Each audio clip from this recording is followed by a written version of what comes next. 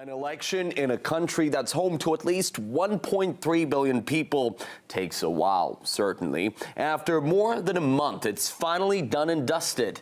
And here's an exit poll. And this political bloc is the team behind the man who's already been in charge of India for 5 years, Narendra Modi. But despite that, he's still seen as someone who was up against the good old elite. Maybe that's still the root of his popularity. Have a look at this simple guy, Modi. As a child, the prime minister helped his dad sell tea at a railway station. Ever heard of the caste system in India? Well, his was officially classed as backwards. There was even a TV show called The Journey of the Common Man, showing his tough life path.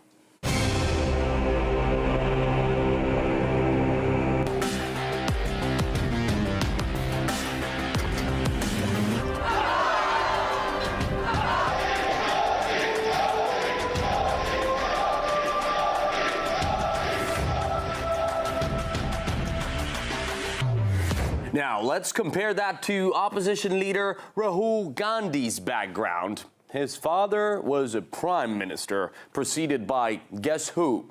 His grandmother. His great-grandfather was the founder of modern India. And what an alma mater, the UK's super elite Cambridge University. How's that for a contrast? Rahul Gandhi is not seen as a serious challenger to Mr. Narendra Modi because dynasty is not, it doesn't appeal to the younger people in the country anymore. If you contrast the dynasty of Rahul Gandhi to, let's say, that of Prime Minister Narendra Modi, who actually has risen from the bottom, he comes from the very poor section of society. He comes from a caste which is called other backward caste, OBC. So given the fact that there is a lot of appeal for people coming from the very bottom and rising, I think that contrasts with the dynasty of Congress, and the Congress has overplayed it for the last almost 70 years. It has completely lost its appeal. Year on year, it's becoming clear. Politicians all around the world should have realized being a part of the elite is now out of fashion. Shall I remind you of what's been going on with the people's voting habits everywhere lately?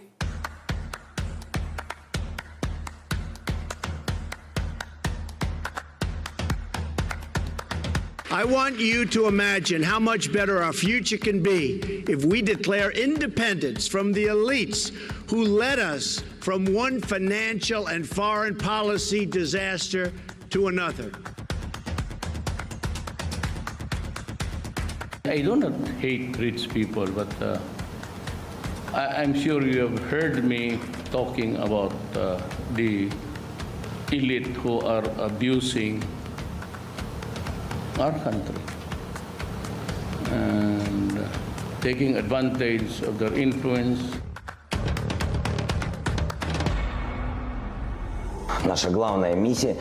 Our main task is to bring into the politics of our country completely new people, fresh, decent people who actually care. Increasingly, I think voters want to elect people who are like them, and by them they mean that they understand the problems. I mean, for example, it is also a matter of articulation. So, Mr. Trump is not ordinary American. He's one of the wealthiest Americans, and he's, of course, an elite in his own right. But I think he articulated a sentiment in America which was that the elites are not listening. So he was competing against Hillary Clinton that seemed to be coming from the establishment. So it was easier for him to present himself as an anti-establishment, although he was also in some ways part of the elite, but he was not part of the Washington establishment. What if soon government hopefuls will begin misplacing their elite backgrounds, just like some do with parts of their tax returns? In 2014, they called it the Modi wave. Today, they're calling it the tsunami. The personal popularity, some call it cult of personality, of India's Prime Minister, certainly a driving factor in this win.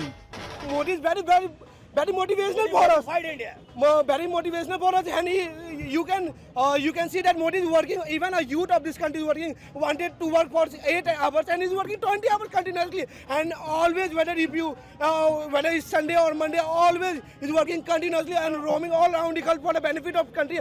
Modi's nationalist message of a new India has triumphed, with bragging rights on the world stage and muscular confidence against Pakistan and the terrorism India says emanates from there. Even in the left-wing stronghold of West Bengal, the BJP soared from 2 MPs to 19. We must look ahead. We have to take everyone along, even our worst opponents. We have to take them along for the good of the country. And even after such a huge mandate, we have to walk with humility. All this despite an unemployment crisis, a bungled demonetisation to try to tackle the black economy, and a controversial sales tax. Beyond the economy, India's seen rising violence against women and alarming levels of hate crime against minorities. In 2014, it was about development, it was about jobs, it was about cleanliness, it was about India taking India forward. This year, it is quite unambiguously not been about any of those things. The Prime Minister himself and the BJP as a party have campaigned on national security, they've campaigned on hatred, they have put up candidates who have cases against them, terrorist cases.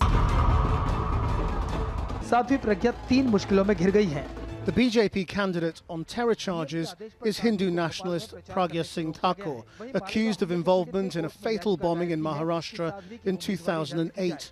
She won big, defeating one of the opposition Congress party's biggest beasts. Congress has been utterly humiliated. The scale of defeat disastrous for the party claiming to be the defender of secular India. Rahul Gandhi, its leader, lost his seat in Amethi, held by his family time and again.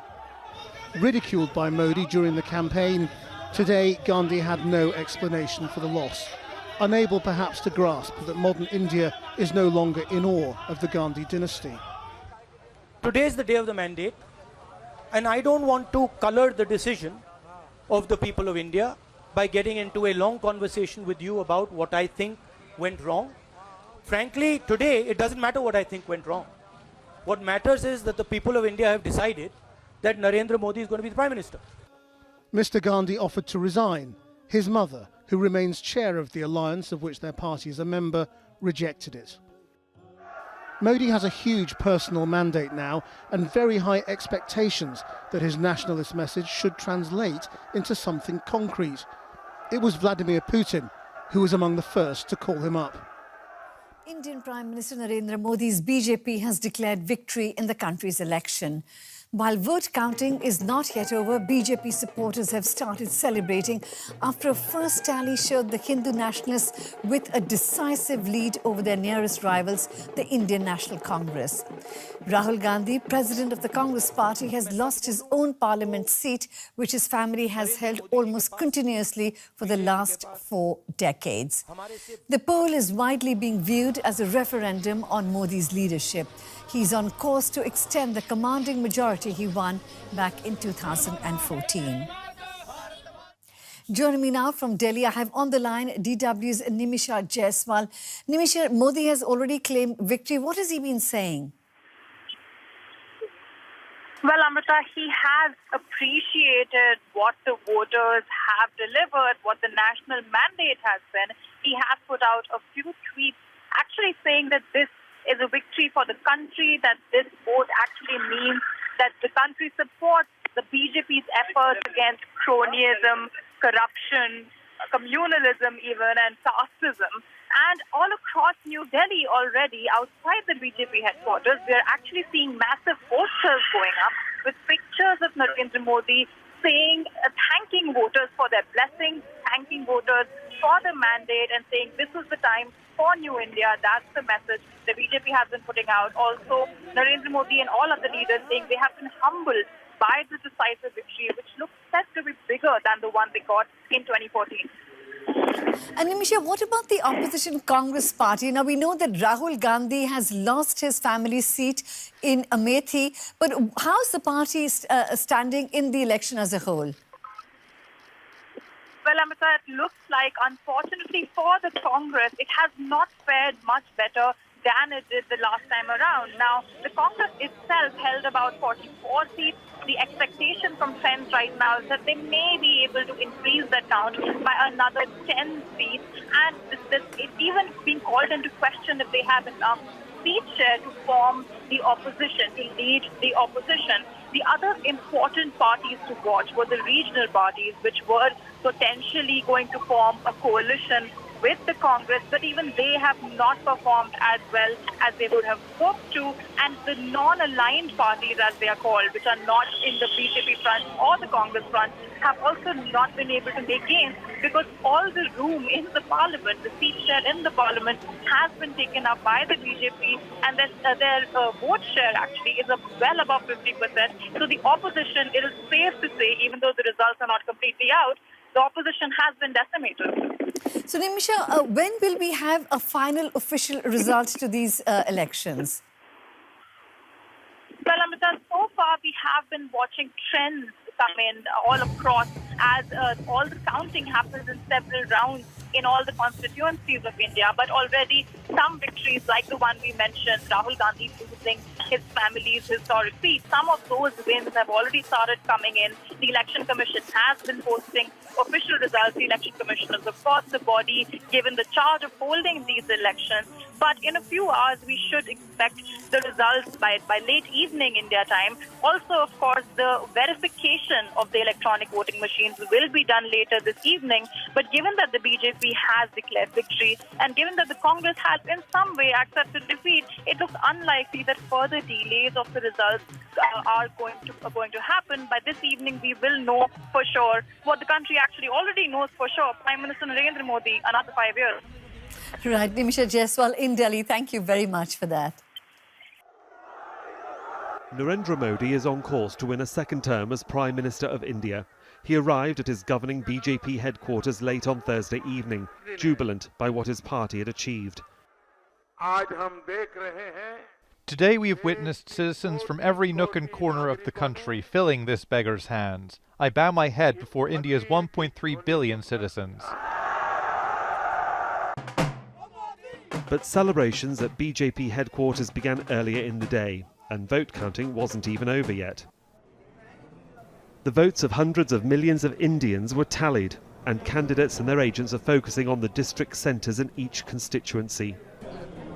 The Election Commission says the turnout was the largest in Indian election history.